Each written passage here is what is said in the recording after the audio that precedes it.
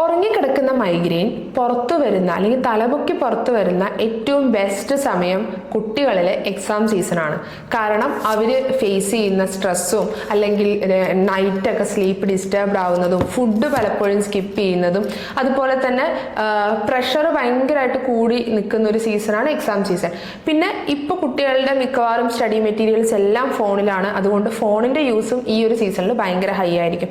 ഇതെല്ലാം കൂടെ വരുമ്പോൾ മൈഗ്രെയിൻ്റെ ഒരു ഡിസ്പോസിഷൻ ഉള്ള ഒരു കുട്ടിയാണെങ്കിൽ അവന് തലവേദന വന്നു തുടങ്ങും. ആൻഡ് മിക്കവാറും ഇതൊരു മടി അല്ലെങ്കിൽ ലേസിനെസ് എന്നുള്ള പേരിലൊക്കെ ശ്രദ്ധിക്കാതെ പോവാറുണ്ട്. പക്ഷേ ഈ വരുന്ന തലവേദന എന്ത് കാരണം കൊണ്ടാണ്, അല്ലെങ്കിൽ ഐന് വരുന്ന കണ്ണിന്റെ പവറിന് വരുന്ന വേരിയേഷൻസ് കാരണമാണോ അല്ലെങ്കിൽ വേറെ എന്തെങ്കിലും റീസൺ ഉണ്ടോ, മൈഗ്രെയിൻ ആണോ എന്നുള്ളത് കറക്റ്റ് ഡയഗ്നോസ് ചെയ്യുകയും ഇനി വരുന്നൊരു വെക്കേഷൻ സീസൺസ് ശരിക്കും ഈ ഒരു ട്രീറ്റ്മെന്റിന് വേണ്ടി യൂസ് ചെയ്യുകയും അവരെ ഈ ഒരു മൈഗ്രെയിൻ അല്ലെങ്കിൽ ഒരു തലവേദന എന്ന് പറയുന്ന ഒരു പ്രശ്നത്തിൽ നിന്നും നമുക്ക് അവരെ ഒന്ന് പുറത്തോട്ട് കയറ്റാനും പറ്റാറുണ്ട്.